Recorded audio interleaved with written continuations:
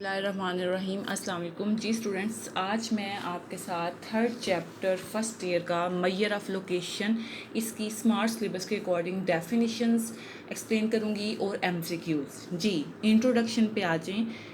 Maihar of location chapter का नाम है। मैं थोड़ा सा आपको एक्सप्लेन कर देती हूँ कि मैयर ऑफ लोकेशन होता क्या है। फॉर एग्जांपल आपके पास एक क्लास में कोई आए और पूछे कि क्लास की एज कितनी है, तो बजाय एक एक की एज बताएं, इसकी इतनी एज है, इसकी इतनी, तकरीबन कमोबेश एक क्लास में करीब करीब बच्चे एज किए होते हैं, तो सबके राउंड अबाउट ऐसे ही तकरीबन होगी एज। ठीक है, तो बजाय हम कहेंगे इसकी इतनी एज है, इसकी इतनी एज है, हम एक सेंटर की वैल्यू बता देंगे जो कि इस डाटा को रिप्रेजेंट कर रही होगी। मैयर ऑफ लोकेशन भी उसको कहते हैं, सेंट्रल टेंडेंसी भी कहते हैं, एवरेज भी कहते हैं, तीन नाम हैं इसके। और ये हम इस चैप्टर में पढ़ेंगे कि ये सेंटर की वैल्यू को लोकेट करेगी। इस चैप्टर में हम यही सेंटर की वैल्यू फाइंड करने के 5 तरीके पढ़ेंगे। जी, यही सेंटर की वैल्यू, एक सिंगल वैल्यू जो है जो कि इस डाटा को रिप्रेजेंट कर रही है, उसको फाइंड करने के 5 तरीके पढ़ेंगे। इस सिंगल वैल्यू को हम मैयर ऑफ लोकेशन भी कहते हैं, एवरेज भी और सेंट्रल टेंडेंसी भी। जी, अब इसके लिए पहला देखें क्या लिखा है। The diagrammatic representation of a set of data can give us some impressions about its distribution. इसके डिस्ट्रीब्यूशन के बारे में कुछ इंप्रेशंस देती है। Even then there remains a need for a single quantitative measure which could be used to indicate the center of the distribution. The measures commonly used for this purpose are mean, median, and mode. Geometric mean and harmonic mean are also sometimes used. जी, mean, median, mode इसकी तीन कह लेंगे measures हैं commonly जो use होते हैं। Geometric mean and harmonic mean भी बाज़ात यूज़ किए जाते हैं, are also sometimes used. These measures are single values which represent the data, given data, and are known as averages भी इसको कहा जाता है। आर मैयर ऑफ लोकेशन भी कहा जाता है, are Maihar of central tendency. इसके तीन नाम हैं। ये आपने इनकी एवरेज की डेफिनेशन में ये लिखना है। The name measures of location arises as these measures gives an indication where to locate our distribution, कि डिस्ट्रीब्यूशन आपकी कहाँ लोकेट कर रही है। The decision as to which measure is to be use depends upon the particular situation under consideration. जी, एक अच्छी average की कुछ खसूसियात होती हैं, प्रॉपर्टीज़ होती हैं। इट इज़ वेल डिफाइंड, अच्छी तरह से ये डिफाइन होना चाहिए। It is easy to calculate, it is easy to understand, it is based on all the values, it is capable of mathematical treatment. The important types of averages, averages की important type वही 5 जो मैंने आपको कही हैं, उनके नाम। यानी कि आपसे पूछा जाए ना अगर एवरेज की डेफिनेशन, तो आपने एवरेज की डेफिनेशन में ये सारा कुछ लिखना है। यहाँ से शुरू करना है। Single quantitative measure which could be use to indicate centre of the distribution. जी, यहाँ से a single quantitative measure which could be use to indicate the centre of the distribution. उसके बाद आपने ये लिखना, यहाँ तक लिखना है। उसके बाद आपने लिखना है these measures are single values which represents the given data and are known as averages or measure of location और मैयर ऑफ सेंट्रल टेंडेंसी। ये सब आपने एवरेज की डेफिनेशन में लिखना है। उसके बाद आपने बताना है कि इसकी एवरेज की गुड प्रॉपर्टीज़ अगर आपसे सेपरेट पूछी हैं तो सेपरेट बता दें, ये लिख लें, कोई सी 3 याद कर लें, 4 याद कर लें, या इसी एवरेज के साथ ही अगर प्रॉपर्टीज़ भी लिख देंगे तो बड़ा अच्छा इंप्रेशन पड़ेगा आपको। 2 नंबर पूरे मिल जाएंगे, 2 से कम मार्क्स नहीं मिलेंगे। एवरेज की डेफिनेशन आए, सेंट्रल टेंडेंसी की डेफिनेशन आए, उसमें भी आपने यही और यहाँ से ये लिखना है, और साथ ये प्रॉपर्टीज़ बतानी है। और साथ आप अगर एवरेज की टाइप्स साथ ही बता दें तो अच्छी बात है, अदरवाइज आपसे ये सेपरेट भी क्वेश्चन आ सकता है 2 नंबर का कि टाइप्स ऑफ एवरेज बताएंगे। आपने 5 टाइप्स के नाम उसमें लिखने हैं। Arithmetic mean, geometric mean, harmonic mean, median and weighted mean बेशक फ़िलहाल ना लिखें। जी, अब अर्थमेटिक मीन आपका ये स्मार्ट सिलेबस में शामिल है। इसकी definition, arithmetic mean is calculated by adding up all the observation and dividing the sum by the total number of observations। जी, ये summation x divide by n, ये इसकी डेफिनेशन होती है, ये इसका फार्मूला होता है और यही इसकी डेफिनेशन है कि ऊपर adding up all the observations और डिवाइड आपने करना है टोटल नंबर ऑफ ऑब्जर्वेशन। इसको हम ग्रीक लेटर म्यू से डिनोट करते हैं and as a symbol for a population mean, इसको पॉपुलेशन मीन के तौर पे भी इस्तेमाल किया जाता है जी। उसके बाद नेक्स्ट आप ये इसकी डेफिनेशन हो गई है, उसके बाद आप इसका फार्मूला तो है मैंने लिख दिया है, आपको इतना ही बस पूछा जाएगा इसकी डेफिनेशन में। उसके बाद यहाँ से ये आप थोड़ा सा रीड कर लें इसके बारे में। The sample mean is a good estimate of the population mean as it is an unbiased statistic. आपको पता होना चाहिए कि सैम्पल मीन जो है ना ये अनबाइस्ड एस्टिमेट है पॉपुलेशन पैरामीटर का। Unbiased simply means that if means are calculated for all possible samples drawn from the population, the mean of these sample means would be equal to the population mean. The arithmetic mean has the same units as the original observations। जी ये सारे आगे से बेशक read ना करें, बस इतना ही आप रीड कर लें, इनफ है। उसके बाद नेक्स्ट आप आ जाएँ, ये स्मार्ट सिलेबस के अकॉर्डिंग आपका ये है अपडेटिंग और करेक्टिंग देम द मीन। जी इससे रेलेवेंट क्वेश्चंस भी इंपॉर्टेंट होते हैं कि जब आपको कहा जाए इस किस्म के क्वेश्चन हों कि गलती से मीन कह लें कि ये आ गया है जबकि मीन एक्चुअल ये था और दो वैल्यूज़ मिस हो गई वगैरह वगैरह, इस तरह के क्वेश्चन हों तो याद रखें उस सूरत में आपको ये फार्मूला होता है अरिथमेटिक मीन का, तो आपको हमेशा ये फार्मूला यूज़ करना है। इसी फार्मूला से ये निकलता है कि डिवाइड में जो n है उसको इधर मल्टीप्लाई करवा दें तो summation y is equal to या summation x is equal to n x bar. ठीक है, ये फार्मूला आपने उस सूरत में यूज़ करना होता है इस किस्म के क्वेश्चन में जब करेक्टेड कह लेंगे मीन निकालना होता है। क्वेश्चन ये मैंने सारे आपको करवाए हुए हैं, कोई कन्फ्यूजन है कोई प्रॉब्लम है तो आप मुझसे पूछें, इंपॉर्टेंट क्वेश्चन है। उसके बाद आप देखें ये arithmetic mean for group data है, ये मैंने अरिथमेटिक मीन की अलग से एक वीडियो बनाई हुई है। अगर आपको अरिथमेटिक मीन टॉपिक समझना है तो मेरी वीडियोस में जाकर सर्च करें अरिथमेटिक मीन, फर्स्ट ईयर की प्लेलिस्ट में भी ये मौजूद है, आपको ये मिल जाएगा। उसमें grouped ungrouped short cut method, indirect method, direct method, coding method, each and everything arithmetic mean से रेलेवेंट मैंने कवर की है। यहाँ पे इस वीडियो में मैं जस्ट आपको डेफिनेशंस इसकी एक्सप्लेन कर रही हूँ जी। उसके बाद प्रॉपर्टीज़ पे आ जाएँ, प्रॉपर्टीज़ ऑफ अरिथमेटिक मीन ये हमने करनी है, इसके प्रूफ नहीं करने हैं, आपके सिलेबस में नहीं है, जस्ट आपने इसकी स्टेटमेंट्स याद करनी है। The algebraic sum of the deviation of observation from their mean is zero, यानी कि summation y minus y hat by bar is equal to zero. जी ये y बार क्या है, y बार मीन है।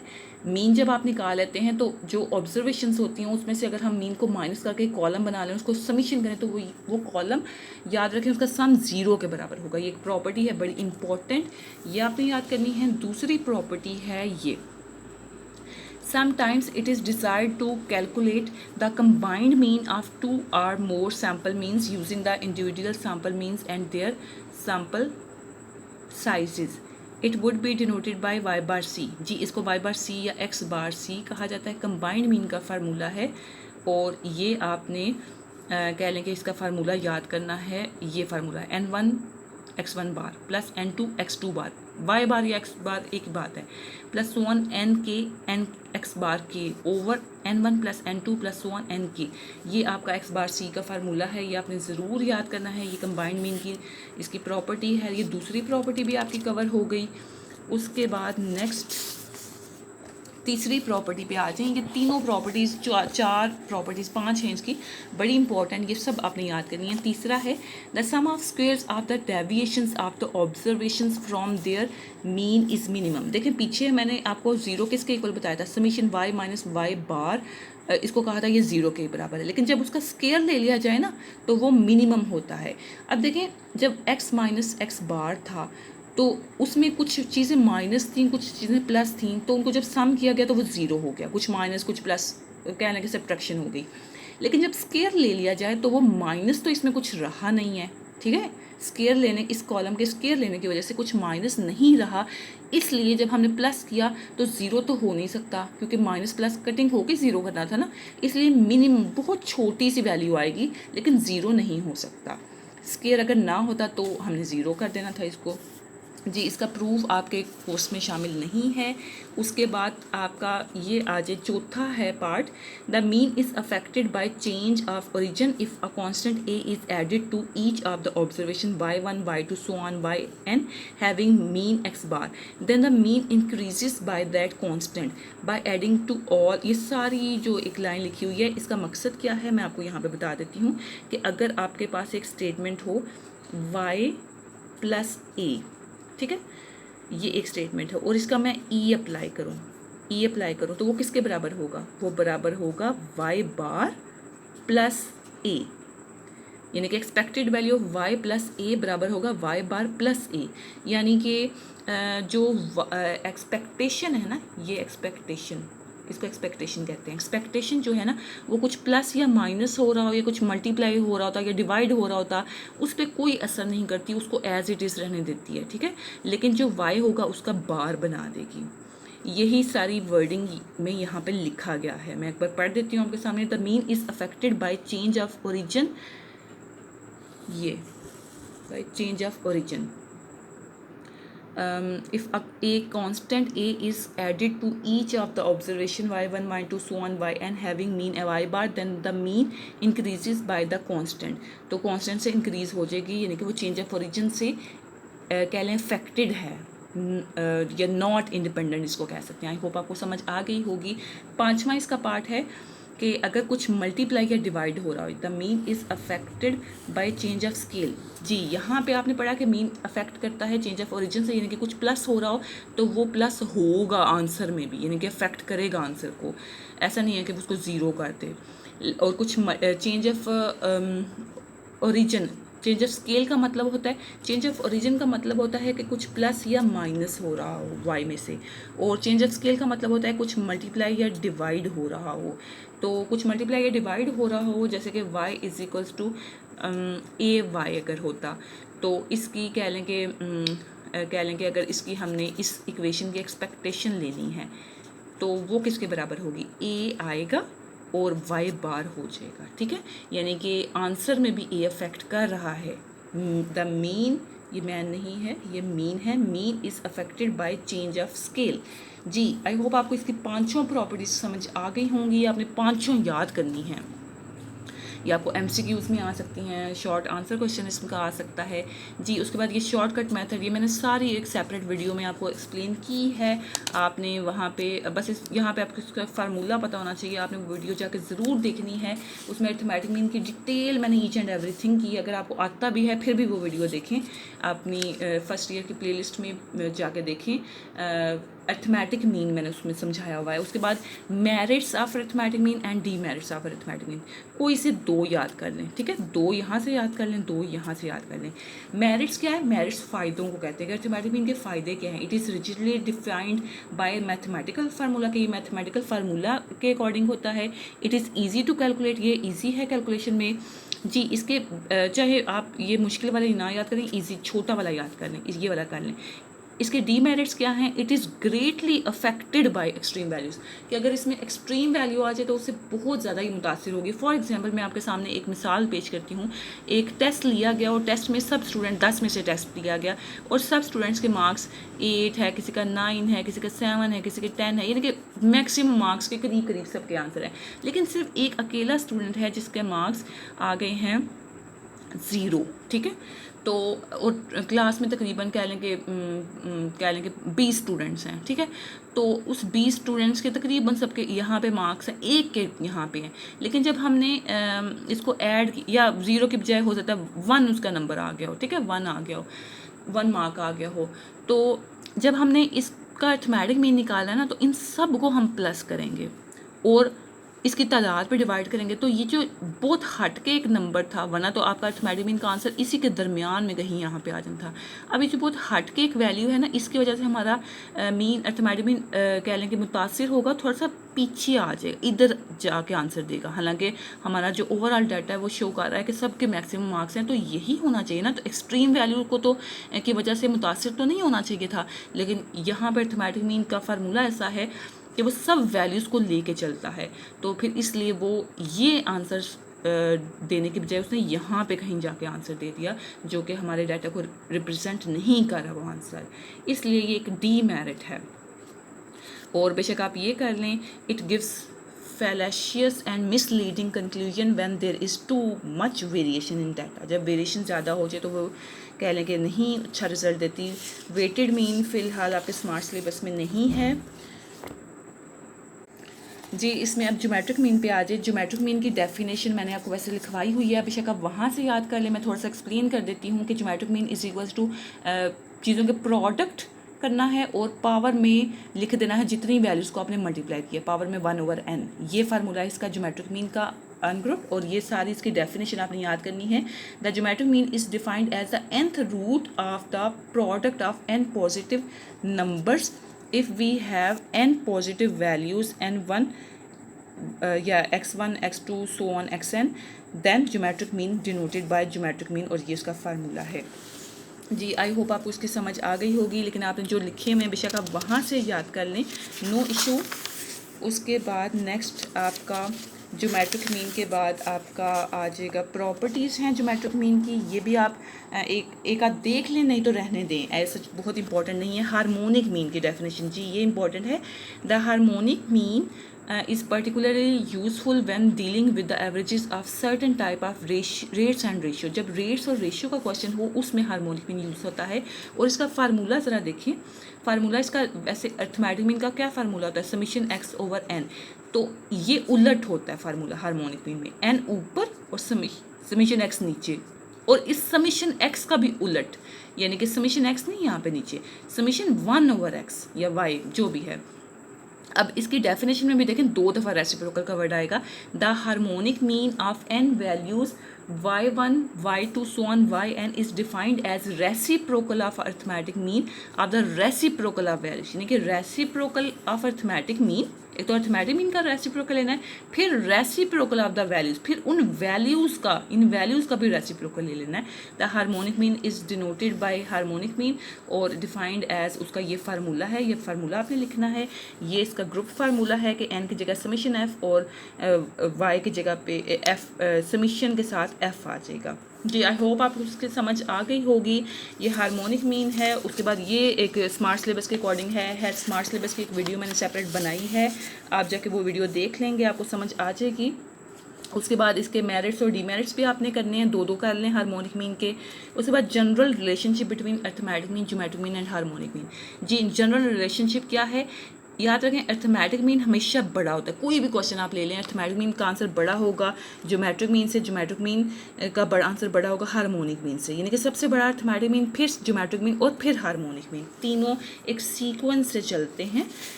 नेक्स्ट उसके बाद ये मीडियन पे आ जाए। मीडियन है, अब मैं यहाँ पे इसकी डेफिनेशन नहीं बताऊँगी क्योंकि मीडियन की सेपरेट डेफिनेशन, मीडियन की एक वीडियो मैंने बनाई है, आप जाके मेरी प्लेलिस्ट फर्स्ट ईयर की प्लेलिस्ट में देखें। मीडियन से रिलेटेड, मीडियन के नाम से ही वीडियो स्टार्ट हो रही है। मीडियन से रिलेटेड मैंने ईच एंड एवरीथिंग किया, वो जाके वीडियो ज़रूर देखें, उसमें आपको ईच एंड एवरीथिंग पता लग जाएगी। यहाँ पे हो सकता है मैं उस तरह से एक्सप्लेन ना कर पाऊँ, लेकिन ये स्मार्ट सिलेबस के अकॉर्डिंग है, ये क्वेश्चन भी है, वो आप टॉपिक सारा वहाँ से कवर कर लें उस वीडियो से। नेक्स्ट प्रॉपर्टीज़ ऑफ मीडियन बेशक रहने दें आप, इसके मेरिट्स और डीमेरिट्स एक आध कर लें, 2 कर लें, वो अच्छे होते हैं। एमसीक्यूज़ बातों का उसमें से आ जाते हैं या कुछ भी आ जाते हैं। ये क्वांटाइल्स हैं, उसमें क्वार्टाइल्स, ये सब मैंने मीडियन की वीडियो में एक्सप्लेन किया है, ये आपने वहाँ से जाकर तैयार करने हैं। अब वो वीडियो खोलें, उसमें सब कुछ लिखा होगा। उसके बाद नेक्स्ट आपका आ जाए मॉड पे। मॉड की भी मैंने सेपरेट वीडियो बनाई हुई है, मॉड के नाम से है, फर्स्ट ईयर की प्लेलिस्ट में ही मौजूद है, आप वो वीडियो भी ज़रूर देखें। आपको कोई भी कन्फ्यूजन हुई आपको समझ आ जाएगी, कोई कन्फ्यूजन 3rd चैप्टर से रिलेटेड आपको नहीं रहेगी। ये भी स्मार्ट सिलेबस में है, स्मार्ट सिलेबस की सेपरेट वीडियो भी मौजूद है। उसके बाद एम्पिरिकल रिलेशन, ये एक इम्पॉर्टेंट चीज़ है कि मीन मीडियन मॉड में एम्पिरिकल रिलेशन क्या होता है, इस पे ज़रा आ जाएँ जी। इनका एम्पिरिकल रिलेशन का फार्मूला ये होता है, ये आपके सामने है। Mode is equal to 3 median minus 2 mean. इससे रेलिवेंट क्वेश्चन ज़रूर आता है, या ये MCQs में या शॉर्ट आंसर क्वेश्चंस में ये आ जाएगा। शॉर्ट आंसर क्वेश्चन में अक्सर ये पूछ लिया जाता है, ये फार्मूला एम्पिरिकल रिलेशन का। जी, उसके बाद selecting a suitable measure a central tendency, ये सारा का सारा आपने एक बार रीड करना है, ठीक है। इसको रीड करके आपको समझ आएगी कि 5 हमने टाइप्स पढ़ तो ली हैं, arithmetic mean, geometric mean, harmonic mean, लेकिन किस जगह पे कौन सी सूट करती है ये हमें ये पढ़ने के बाद अंदाज़ा होगा। 5 की कह लें कि एप्लीकेशन इसमें मौजूद है। ये आपका हो गया ख़त्म। उसके बाद थर्ड आपकी एक्सरसाइज है। ये एक्सरसाइज में स्मार्ट सिलेबस के अकॉर्डिंग क्वेश्चंस हैं। ये अगर आपको देखना है कि कौन कौन सा क्वेश्चन है, ये आप जाके सेपरेट वीडियो में देख लें। फ़िलहाल डेफिनेशन हो गई है हमारी ख़त्म। अब आ जाएँ आप इसके MCQs पे, ठीक है। अब MCQ से रिलेटेड मैं आपको यहाँ से स्टार्ट करूँगी क्वेश्चंस। जी, क्वेश्चन नंबर 27 से अगर हम देखते हैं तो ये आपको इसकी समझ आ जाएगी कि आपने MCQs कैसे तैयार करने हैं। जी, 27 क्वेश्चन देखें। For a certain distribution if summation x minus 15 is equals to 5 है, और समीशन x माइनस 18 बराबर है 0 के, और summation x minus 2 11 is equals to minus 21 है। ये जो है ना, ये अक्सर MCQs में आ जाता है। What is the value of arithmetic mean and y. अब वो पूछ रहे हैं, ये स्टेटमेंट उन्होंने दी है और कहा है कि अर्थमेटिक मीन क्या है, ये दिया है और कहा है कि अर्थमेटिक मीन क्या है। अब हमें इससे कैसे पता चलेगा अर्थमेटिक मीन क्या है। तो अर्थमेटिक मीन की अभी हमने एक प्रॉपर्टी पढ़ी है जिसमें था summation x minus x bar is equals to 0। तो इसके आगे इज इक्वल्स टू 5 है, इसके आगे इज इक्वल्स टू 0 है, इसके आगे इज इक्वल्स टू माइनस 21। तो ये वाला फिर हमारा रेलिवेंट हुआ ना, जिसमें इज इक्वल्स टू 0 है। तो ये जगह जो है ना, ये x बार की है। मीन्स के हमें पता लग गया कि x बार की वैल्यू 18 है, अर्थमेटिक मीन की वैल्यू 18 है, और y उसकी रीज़न ये है कि हमारे पास ये प्रॉपर्टी है summation x minus x bar is equals to 0। जी, आई होप आपको इसकी समझ आ गई होगी। उसके बाद मैं आपको आपके सामने ये कुछ हैं ट्रू फॉल्स हैं, ये सॉल्व करती हूँ, और फिर कुछ फिल इन द ब्लैंक्स है, ये सॉल्व करूँगी तो आपको समझ आ जाएगी। जी, इसमें अब आ जाएँ आप ट्रू फॉल्स पे। 29 है, in a symmetrical distribution mean median mode equal होते हैं। याद रखें कि सिमेट्रिकल डिस्ट्रीब्यूशन होती है जिसको हम इस तरह से डिनोट करते हैं। इसमें इस सिचुएशन में मीन मीडियन मॉड तीनों बराबर होते हैं। ये डायग्राम होती है, यानी कि मॉड भी आपको पता है पीक पे होगा, मीन भी सेंटर में, और मीडियन तो होता ही सेंटर में है। तो सिमेट्रिकल डिस्ट्रीब्यूशन में मीन मीडियन मॉड तीनों बराबर होते हैं, ये ट्रू है। और ये बड़ी इंपॉर्टेंट MCQ आ सकती है आपकी। The algebraic sum of deviation for a set of observation from their mean is always equal to 0। जो मैंने आपको प्रॉपर्टीज पढ़ के बताई थी, summation x minus x bar is equal to 0, इस प्रॉपर्टी की बात की जा रही है, और ये भी बड़ी इंपॉर्टेंट है from paper point of view से। उसके बाद नेक्स्ट आपके पास अगला है, median is affected by extreme observation. No, ये फॉल्स है। मीडियन आपको पता ना, मीडियन में अनग्रुप डाटा के अगर हम एग्जांपल लें तो उसमें शुरू वाली वैल्यूज़ भी तरतीब से पहले वैल्यूज़ को अरेंज किया जाता है, फिर शुरू वाली भी छोड़ देते हैं, एंड वाली भी छोड़ देते हैं, और दरमियान से बस एक वैल्यू को पिक कर लेते हैं। तो ये इट मीन्स वो जो शुरू वाली एक्सट्रीम वैल्यूज़ हैं या एंड वाली एक्सट्रीम वैल्यूज़ हैं उनको हम छोड़ ही देते हैं। मीडियन उससे मुतासिर नहीं होता एक्सट्रीम वैल्यूज़ से। अर्थमेटिक मीन अफेक्टेड होता है, मीडियन अफेक्ट नहीं होता, क्योंकि मीडियन में हम एक्सट्रीम वैल्यूज़ को वैसे ही छोड़ देते हैं, तो ये अफेक्टेड नहीं होता, ये फॉल्स है। Mod is not affected by extreme observations, ये ट्रू है कि मॉड जो है वो एक्सट्रीम वैल्यू से अफेक्टेड नहीं होता। उसमें आपको पता है ना, मॉड में अगर वैल्यूज़ हैं 5 है, 4 है, 5 है, 9 है, 7 है, तो हम बस 5 रिपीट हो रहे हैं तो हम ये मॉड 5 हमारा मॉड है। चाहे इसमें एक्सट्रीम वैल्यू 60 भी आ जाती है, 60 वैल्यू होती, तो वो उसको भी मैं इग्नोर कर देती। क्यों? क्योंकि बस जो रिपीट ज़्यादा हो रहा है, मोस्ट रिपीटेड वैल्यू है, उसको हम कंसिडर कर लेते हैं, वो हमारा मॉड होता है। उसके बाद next frequency polygon. Frequency polygon is an, जी, frequency polygon is an increasing function. ये एक इंक्रीजिंग फंक्शन होता है फ्रीक्वेंसी पॉलीगॉन, ये फॉल्स है। ऑगिव जो है ना वो एक इंक्रीजिंग फंक्शन होता है, लेकिन frequency polygon is not an increasing function. For highly skewed distributions median is preferred over mean, median को प्रेफर किया जाता है मीन पे। ट्रू, ये ट्रू है। जब स्क्यूड डिस्ट्रीब्यूशन हो ना, यानी कि या तो इस तरह से हो, यानी कि ये टेल बड़ी हो या उसकी ये टेल बड़ी हो, कोई एक टेल बड़ी हो, तो उसमें हम मीन को प्रेफरेंस देते हैं, मीडियन को प्रेफर करते हैं। Median is preferred over mean, arithmetic mean पे जब हाईली स्क्यूड हो। जी, ये ट्रू है। Mean of a data set remains unchanged if a constant is added to in each observation. जी, वो कह रहे हैं कि मीन ऑफ द डाटा जो है ना वो अनचेंज रहता है, उसमें कोई चेंज नहीं आता अगर कुछ वैल्यू ए ऐड हो रही हो। नहीं, अनचेंज नहीं, चेंज होता है, अफेक्टेड है लिखा। आपने भी प्रॉपर्टी पढ़ी थी कि arithmetic mean is affected by change of origin.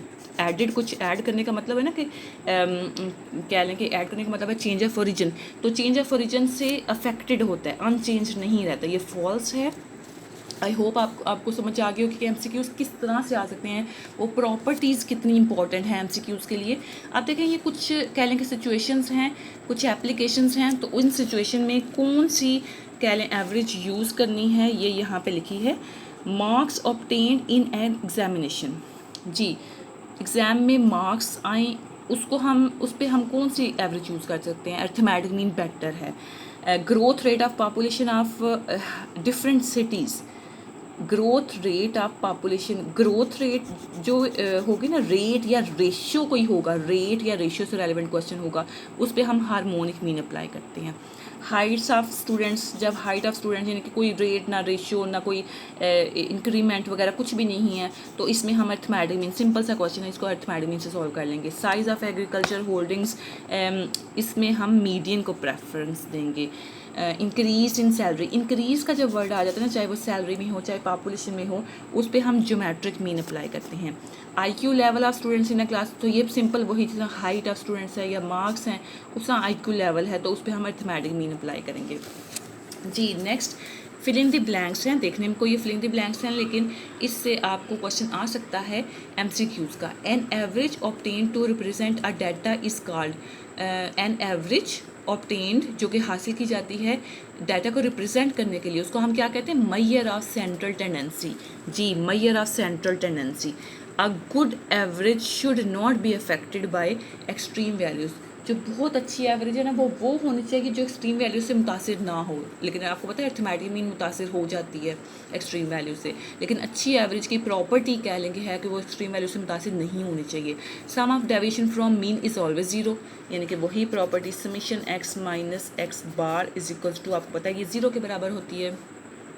Median is a value that divides an order data into two equal parts. अब आपको पता है कि मीडियन पूरे डाटा को अरेंज किया जाए तो सेंटर वाली वैल्यू को मीडियन कहते हैं, तो डाटा को फिर दो बराबर हिस्सों में तकसीम तो कर दिया उसने, मीडियन ने। जी, for estimating an average rate of change of population geometric mean is a better average. किस सूरत में? जब कह लें कि चेंज इंक्रीज या डिक्रीज का हम पता कर रहे हो ना, इंक्रीज या डिक्रीज का वर्ड हो, चेंज किसी भी पॉपुलेशन में, सैलरी में, किसी भी चीज़ में, तो उसको हम ज्योमेट्रिक मीन कहेंगे। The mean and median of two values is always equal, बराबर होते हैं। याद रखें, मीन और मीडियन दो वैल्यूज़ का बराबर होता है। जी, इसमें ये क्यों इक्वल होते हैं, मीन मीडियन दोनों आपस में वैल्यूज़ क्यों बराबर होती हैं? ये वैल्यूज़ इसलिए बराबर होती हैं क्योंकि मीन तो दो वैल्यूज़, मीडियन तो दो वैल्यूज़ के बिल्कुल दरमियान में ही होगा, और मीन भी कह लें कि दो वैल्यूज़ का मीन होना, तो कैसे निकालते हैं? दोनों को प्लस करेंगे और टू पे डिवाइड कर देंगे, यानी कि दोनों आपस में मीन और मीडियन अगर दो वैल्यूज़ का हों तो वो इक्वल ही होते हैं। In qualitative data the most suitable average is mode. जी, मॉड सूटेबल एवरेज है। क्वालिटेटिव यानी कि किसी खूबी वाला डाटा हो ना, मिकदार उसमें ना हो, मिकदार नहीं होगी, मिकदार होगी तो फिर हम मुश्किल हो जाएगा। अगर मिकदार नहीं है कि हम अर्थमेटिक मीन उस पर अप्लाई करें, मीडियन अप्लाई करें, सब अप्लाई करना मुश्किल हो जाएगा। सिर्फ मॉड एक सूटेबल है कि जिसमें मिकदार मौजूद भी ना हो, क्वालिटी मौजूद हो कि उसके आई कलर क्या है, ब्लू है, ब्राउन है, ब्लैक वगैरह वगैरह, उस पर हम मॉड अप्लाई करेंगे। A distribution having two modes is called, जिसमें दो मॉड्स हों उसको हम बाई मॉडल कहते हैं। In symmetrical distribution, the three averages mean, median, mode are identical, equal होंगे. ठीक है, सिमेट्री में मीन, मीडियन, मॉड तीनों इस जगह सेंटर में लोकेट कर रहे होते हैं. इफ़ एक्सट्रीम लार्ज और small values are changed, values of median and mode are not affected. अगर देखें ना एक्सट्रीम वैल्यूज़, वही बात एक्सट्रीम वैल्यूज़ की हो जाती है कि एक्सट्रीम वैल्यूज़ अगर मौजूद हों तो मीडियन और मॉड एक दो ऐसी टाइप्स हैं जिस पे वो एक्सट्रीम वैल्यूज़ इफेक्ट नहीं करेंगी. मीडियन में भी आपको पता है एक्सट्रीम वैल्यूज़ को हम छोड़ देते हैं, साइड वाली वैल्यूज़ को, और मॉड में भी हम सिर्फ रिपीटेड वैल्यूज़ को देखते हैं, हम एक्सट्रीम वैल्यू को कंसिडर नहीं करते. उसके बाद है the sum of deviation of values from mean is minimum. Minimum नहीं, वो ज़ीरो होता है. Sum of deviation of values from mean is zero होता है. मिनिमम तो आपको पता है ना स्केयर वाला होता है, तो ये false. Geometric mean is possible only for negative values. नहीं, ये भी फॉल्स है. ज्योमेट्रिक मीन नेगेटिव वैल्यूज़ अगर मौजूद होंगे तो उसमें ज्योमेट्रिक मीन हम नहीं निकाल सकते, क्योंकि ज्योमेट्रिक मीन के लिए आपको पता है अंडर रूट का फार्मूला है, और अंडर रूट के अंदर अगर माइनस की वैल्यू आ जाए तो वो हम हमारे लिए पॉसिबल नहीं है निकालना. False. The median divides the data into two halves जी. दो बराबर हिस्सों में तकसीम करते हैं मीडियन में. The third quartile is the median. नहीं, सेकंड क्वार्टाइल Q2 जो है ना वो उसको हम मीडियन कहते हैं, Q3 को मीडियन नहीं कहते. A distribution having only one mode is called unimodal. जी ठीक है. Arithmetic mean depends on all the values of the data. जी ये भी ठीक है. अर्थमेटिक मीन में सब वैल्यूज़ को यहाँ पे जमा किया जाता है और सब वैल्यूज़ की तादाद पे डिवाइड कर देते हैं. Mean, median and mode in a symmetrical distribution are not equal. Symmetrical distribution में मीन, मीडियन, मॉड इक्वल होते हैं. False. Harmonic mean can be calculated if any value is zero. अगर कोई भी वैल्यू ज़ीरो हो जाए तो हार्मोनिक मीन कैलकुलेट नहीं हो सकता. क्यों? क्योंकि हार्मोनिक मीन का फार्मूला ये होता है, यानी कि 1/x. 1/x में अगर 1/0 मैं कर दूँ तो 1/0 का मतलब होता है अनडिफाइंड. तो कोई भी वैल्यू अगर ज़ीरो होगी तो उसमें हम हार्मोनिक मीन का फार्मूला अप्लाई नहीं कर सकते. ठीक है, ये एक स्टेटमेंट है. Median is not affected by extreme values. जी ये ठीक है, ट्रू है कि मीडियन जो है वो अफेक्टेड एक्सट्रीम वैल्यूज़ से अफेक्ट नहीं होती, क्योंकि उसमें हम एक्सट्रीम वैल्यूज़ को छोड़ देते हैं, और मॉड भी अफेक्ट नहीं होती. Geometric mean can not be calculated if any value is negative. जी ये ठीक है, अगर कोई वैल्यू नेगेटिव हो तो ज्योमेट्रिक मीन कैलकुलेट नहीं होती. Thank you so much. I hope आपको इस चैप्टर की समझ आ गई होगी. आप इस चैप्टर को तैयार करें, और इंशाल्लाह मैं कल 4th चैप्टर से रेलेवेंट अब डेफिनेशंस एंड MCQs अपलोड करूँगी, और डेली बेस पे आपकी एक एक चैप्टर की हो रही है कंप्लीट. उसके बाद हम अप टू डेट डिस्कस करेंगे. Thank you so much. अल्लाह हाफिज़.